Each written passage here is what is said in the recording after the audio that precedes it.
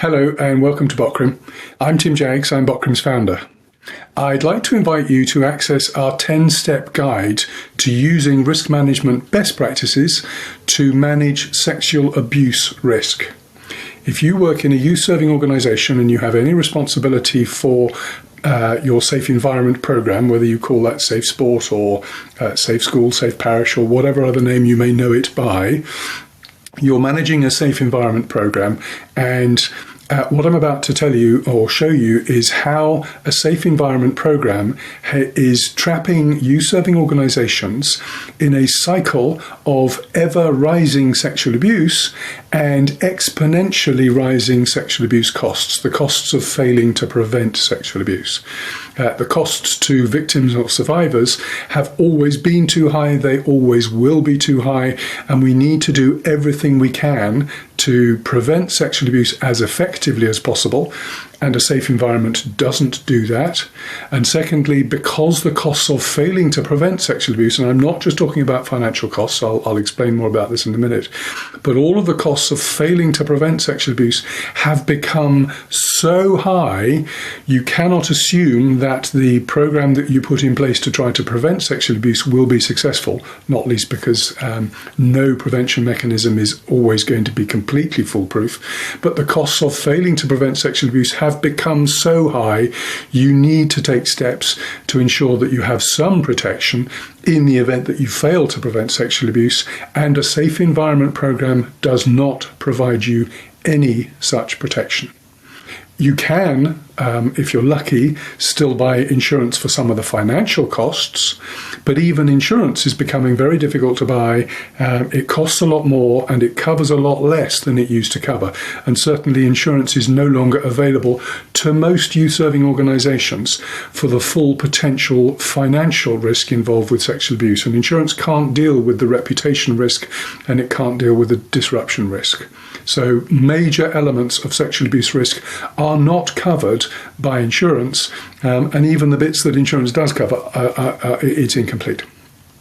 So the 10-step guide talks you through how you implement risk management best practices that enable you to take control of your sexual abuse risk, which is what then enables you to break that cycle of ever-rising sexual abuse and exponentially rising sexual abuse risk costs. Let me talk about that cycle in a little bit more detail before I then talk about the 10 steps of risk management best practice. So the Safe Environment, as I say, you may know it by some other name. It could be, as I say, Safe Sport or Safe Parish or something along those lines.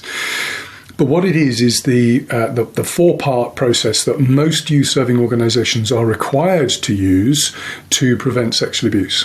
First of all, everybody who's going to work with minors and vulnerable adults has to get a criminal background check. Secondly, everybody has to go through sexual abuse training, understand what it is, how to identify it, and what to do if you do identify it. Thirdly, you have to have policies and procedures around one-to-one interactions.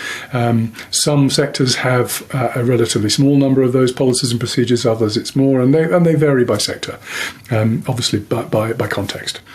And lastly, if you are individually a mandatory reporter, you'll already know that, and you will know that you are required as a mandatory reporter to notify law enforcement or child protective services if you suspect sexual abuse. So those, broadly speaking, are the four elements of a Safe Environment programme.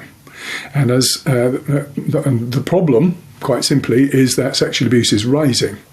According to the largest school insurer in the country, adult-on-child sexual abuse in the last 10 years has doubled. Child-on-child sexual abuse has increased 5 times. The Safe Environment was designed to deal with adult-on-child sexual abuse, but it was never designed to deal with child-on-child sexual abuse. So there is another of its deficiencies. Because sexual abuse is rising and because plaintiffs' attorneys have got so good at exploring new theories of liability and, more importantly, standing up in front of a jury and saying, what have we got to do to get people to keep children safe? We keep punishing them, but it's not enough. We need to send a new message. People have got to learn to keep children safe. And so the value of awards and therefore the value of settlements keeps rising, and it's rising exponentially. And as I said, the financial costs of failing to prevent sexual abuse are only a part of it. Let's deal with the financial first, though. A large sexual abuse settlement 10 years ago was $250,000. Today, a large sexual abuse settlement is $25 million. If that sounds extreme, it is. That is a very, very large settlement, and commonly they're not as high as that. The average settlement, according to another set of data, is around about $8 million. But the largest settlement we've seen is actually $40 million, and the 25 million or the 40, they reflect relatively recent abuse for individual victims. We're not talking about the mass settlements that have taken place for Michigan State or gymnastics or the Boy Scouts or the Catholic Church. Those are in a different category. They're all abuse and they're all financial costs of abuse. But we're talking here about organisations today failing to prevent sexual abuse today and the consequences when they fail with an individual victim. So this is the risk that's most relevant to you. And it's those costs financially that have risen exponentially. It's about a 100-fold increase in 10 years. In addition to the financial costs going up, there's the disruption that organisations go through when sexual abuse is alleged. 10 years ago, the lawyers would have got together, NDAs would have been signed, and the disruption to most people inside the organisation would have been very minimal. Broadly speaking, it was the lawyers that were inconvenienced because they had to sit down in a room and negotiate a settlement. Most other people wouldn't have even known that there was that sexual abuse had taken place. In fact, that was the whole purpose, of course, of the NDAs. Today, there will be a criminal investigation into not only did the abuse happen, and if so, who did it, but also did anybody not do what they should have done in sufficiently egregious terms, in terms of identifying or preventing sexual abuse, that it warrants a criminal charge. And it's vanishingly rare that it happens, but it does happen that people go to jail for not doing what they should have done to prevent sexual abuse. Doesn't repeat that. It doesn't happen often, but it can happen. So that's just part of the disruption. The other part of the disruption is that even if, and in most cases, once that hasn't happened, but you've still got the worrying about whether it might happen for a 2-year period. The second element is that you then have to face the civil litigation that will follow the criminal investigation, usually. Won't always happen, but again, it often will. And it won't necessarily last 5 years, but it could last up to 5 years. The whole job of a plaintiff's attorney is to try and find people that they can say were lazy, stupid, incompetent, and uncaring, because that's how they get the best result for their client. The survivor gets the biggest settlement when the plaintiff's attorney is able to portray the people inside a youth-serving organisation who've done the best they can to prevent sexual abuse because they've used the safe environment, regardless of using the safe environment, which isn't enough to prevent sexual abuse. They now also face the consequences, all of those consequences of failing to prevent sexual abuse in financial disruption and reputation terms because they used the safe environment and didn't use anything more than that. And if you're one of the people that works for a youth-serving organisation, there's no question that you want to keep kids safe. The issue is that you're probably not a risk management expert, so you don't know, A, the deficiencies of the Safe Environment Programme in terms of preventing sexual abuse, and I'm sure you're not aware that it does nothing to protect you or your organisation from the consequences of failing to prevent sexual abuse. And that's the cycle that needs breaking. It's financially unsustainable and it's indefensible, literally indefensible. You don't have any way of defending yourself if what you've been using is the safe environment. Let me just explain what I mean by that. Plaintiffs' attorneys have got very good at saying, so you did criminal background checks, but did you have a job description? Did you have a person specification? Did you have an application form? Did you have an interview process? And did you record all of the people that you interviewed for this job? And have you got recordings, notes of all of those interviews? And did you ask them all the same questions? And did you have the same people in all of those interviews? And what other reference checks did you get? And what kind of onboarding process did you go through? And all of those things, some of them you'll say yes to, some of them you won't be able to say yes to, but what they'll do is make sure that there's a whole list of things that you didn't do, And in front of a jury, it looks like you've not done anything. It looks like you're uncaring. It looks like you're lazy. It looks like you just didn't want to keep these kids, you didn't want to do enough to keep these kids safe. That's not true. But it's the way it will seem to a jury, and that's how plaintiffs' attorneys have very successfully ratcheted up the costs of failing to prevent sexual abuse. And that's what I mean by you don't have any protection by using a safe environment. So what we do is help you use risk management best practices, which enables you, first of all, to implement comprehensive child protection, but also to be able to tell a story that demonstrates you have conscientiously protected the minors and vulnerable adults in your care from sexual abuse. So that the plaintiff's attorney can no longer say you didn't do this, and you didn't do this, and you didn't do this, and you didn't do this, because you can now show that you did. Or there was a really good reason why you didn't. Now you've got records of everything. Now you've got a story to tell that shows we did what we understood what we were taking on, we decided how we were going to deal with it, and here's how we dealt with it. That's the 3 parts of the story you're going to be able to tell. And I'm now going to show you how the 10 steps, or the 10-step guide and the 10 steps of risk management best practice enable you to tell that story. I'm going to talk about the objectives first. Very simple. You want kids to be safer. You want yourself and your organisation to be well protected. And also, we need to make sure that there is continuous improvement. I hinted earlier on, I think that I said that one of the problems with the reason that the safe environment is where it is that it simply hasn't adapted sufficiently to change, or hasn't been adapted sufficiently to change. It's broadly speaking unchanged from where it was when it was developed 21 years ago.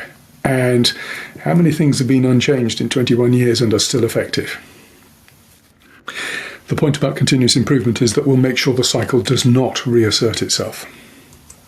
So let's look at the 10 steps, and let's look at them in terms, first of all, of the 3 main stages, and let's talk first of all about the story we're trying to tell. So in the assess, we're saying, here is our risk. Here's where minors and vulnerable adults are vulnerable to sexual abuse. So we understand what we're dealing with. Customize is, here's what we're going to do to keep them safe. Manage is, here's us actually doing all of the things that we said we were going to do and actually keeping them safe. And over the course of a 2, 3, 5 year period, you will build up a story that says, here's us understanding where minors and vulnerable adults are potentially vulnerable. And here's it changing over time, because change happens. Here's the system that we have in place that makes sure that they are kept as safe as possible all the time. And here's how it changes, because it does. It has to. And here's us doing all the things that enable us to keep the assessment and the customized system in sync with each other, and make sure that the controls are happening, that they're producing the result that you want to, that you're adapting them when you need to, that you're also, as we'll talk in a minute, you're responding to incidents. You're managing change, you're continuously improving, you're doing all of the things that end up with you being able to tell a story of how you conscientiously protected minors and vulnerable adults from sexual abuse, because you did. And that's what the 10 steps are designed to do. You start by understanding your business model. Because you have to understand why it is you're accepting potential sexual abuse risk in the first place. You don't set up a church to prevent sexual abuse. You don't set up a sports club to prevent sexual abuse. You set up a sports club to help people, sometimes children, sometimes adults, whatever, enjoy their sport. Preventing sexual abuse is part of what you have to do to make that happen, but it's not the objective of the organisation. And understanding the objective of the organisation and where sexual abuse risk fits in with that, and how sexual abuse can impact your objectives, is an integral part of understanding. Well, it's one of the main differences between a safe environment approach and risk management. Risk management requires engagement. You have to think about why you're accepting the risk and what it is you're trying to achieve and what the risk could affect, to be able to manage the risk as well as possible, to make the good decisions that are at the heart of risk management. And for that, you have to start by understanding your business model. quick segue or quick context point here. One of the core cognitive biases that has to be overcome by engagement is that none of us like talking about sexual abuse. None of us like thinking about sexual abuse. And if you tell people that don't like thinking about sexual abuse and who aren't risk management experts like you, and there's no reason why you should be, here are 4 things that you need to do and they will result in kids being safe, nobody should be surprised that that's what you do. Because it's what you've been asked to do and it's what you've been told to do, and you've been told it'll keep kids safe.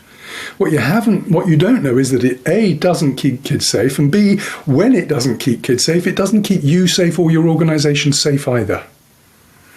That's why the 10 steps are so important, or risk management best practice is so important. And engaging with sexual abuse is the first stage, or engaging with risk is how you manage it most effectively. Think about taking the risk of applying for a new job. You don't just think about, there's some risk involved in applying for the job and there's some risk in getting the job. You also think in terms of, what do I want to achieve and what do I need to do to achieve what I want to achieve? That's managing risk. Managing risk isn't putting in place 4 controls that somebody else tells you is going to prevent sexual abuse. They definitely contribute, and if I didn't, I should have made this point earlier. We're not talking about replacing the 4 controls. We're replacing the concept of having to use just those 4 controls and only those 4 controls, because they're on their own. They're not enough to prevent sexual abuse. Anyway, slight aside there. The first stage: understand your business model. Second stage: by understanding your business model, you can now understand your vulnerabilities. One quick aside, sorry, I should really talk about, again, business model. If you turn around to me and say, but I'm a school, we don't have a business model, I have some sympathy, but you do have a business model. You're not a business, but you do have a business model. A business model is the way you configure your school to deliver the value that it delivers, the education that it delivers. So you've decided to educate let's say you're doing all K-12. That's who you're educating, as opposed, for example, to going into tertiary education or primary education, K-12, some other form of education. You have decided to educate a particular age group, and you have decided that you need, having decided that, you need certain resources, you need to perform certain activities, you need certain partnerships to develop the education that you're then going to deliver. And as you deliver it, you're going to have to deliver it to certain age groups, differently for different age groups, and different subjects and different value to different age groups, which involves different connections between you and those different age groups and different relationships. And your business model is the way you configure the resources and the activities and the partnerships and the relationships and the channels with those you're serving, considering what it is you're delivering to them. That's a business model. And that's what enables you to understand very specifically where, when, to whom and how minors and vulnerable adults are potentially vulnerable to sexual abuse, stage 2. And stage 3, it also means you can look at and consider what your sexual abuse risks are. And sexual abuse occurring isn't your only sexual abuse risk. Risk in best practice terms is defined as the effect of uncertainty, in this case, uncertainty caused by sexual abuse, on the achievement of your objectives. And your objectives can be dotted all over the place in terms of, and you can have objectives at different levels. You might have an objective of encouraging more kids to come to the school, and that would be a school objective. You might have an objective of developing or expanding the curriculum. Whatever your objectives are, they're going to have consequences for the way you've configured your business model, which is going to change what your risks are, because your objectives are whatever they are, and sexual abuse might affect one objective in one way and another in another way. And you want to think about what the risks are to your objectives, whatever they are, caused by sexual abuse. That's what risk management, that's what understanding the context of your risk management is all about. That's engaging with the risk in the way that the safe environment does not require. Customizing starts with, and I'm going to accelerate a little bit here because I've taken a bit too long on some of these earlier stages, but customizing involves, first of all, establishing core system processes. What are your principles? Guiding North Star, that kind of thing. Who's going to lead this initiative? What's the structure of the program? And how do you get the leadership of your organization sufficiently involved for everybody further down the organization to understand the importance of sexual abuse risk management over a safe environment, for example. Secondly, fifthly, you're going to establish prevention controls. And this is where the safe environment comes in. And this is where we're not replacing those controls, but what we are going to do is suggest that you add to them, or at least make you aware of what all the other things that you could do in terms of, we talked already about what the intake process looks like. In theory, a safe environment requires less of somebody to come and work with minors and vulnerable adults than is usually required for somebody to go and get a job flipping burgers. Because the only theoretical requirement of a safe environment is that somebody passes a criminal background check. That's not enough. Next, you're going to establish processes that ensure the controls work and keep working. And this is where things start changing very dramatically, or if they haven't already. It's the prevention controls are the statement of intent. We're going to maintain a safe environment. The processes that ensure that the safe environment actually is safe is a critical component of making sure that risk management is effective, and that, first of all, the prevention is effective, but also that the protection to you and your organization is effective. Having assessed your risk and understood what you're dealing with, so we understand what your risks are, then you've customized a system to actually deal with those risks, and now you actually manage those risks. You monitor the controls and make sure they're actually happening as intended and adapting as necessary. As part of the customization, you will have developed an incident response plan. You now use that when incidents need responding to. And incidents aren't just suspicions of sexual abuse. That's far too late in terms of dealing with managing sexual abuse as a risk. In fact, there's a fairly strong case to be made that whilst mandatory reporting is an essential component, and we're not suggesting for a second that it shouldn't be, it probably hinders as much as it helps timely notifications of sexual abuse.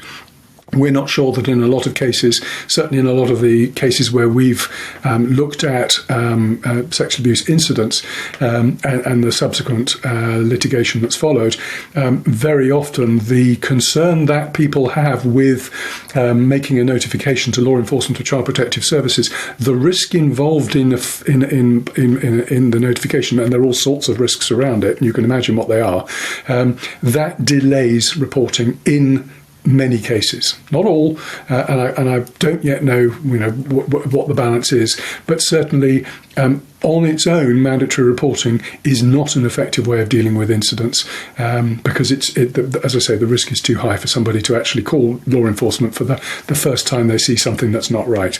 You need some other mechanisms in place to help them do that, and those are the kinds of incidents that are really the most important to respond to.